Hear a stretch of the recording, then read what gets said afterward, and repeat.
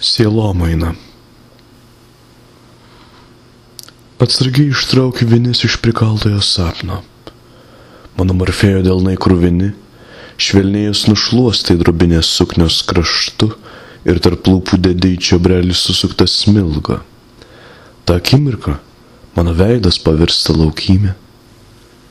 Svetiviems nedainuoju. Esu vėjas graidės nuo upės nešantis tylius rylo toidžius. Jis semia aušringusių pokšnius ir purpurinė vėsa patepa dulkėmis apkibusius smilkinius. Nusvyra mano išvargus ranka su tūkstant nakčiais kauliukais. Ir širdis 9 širdimis giliau iššoka į delną.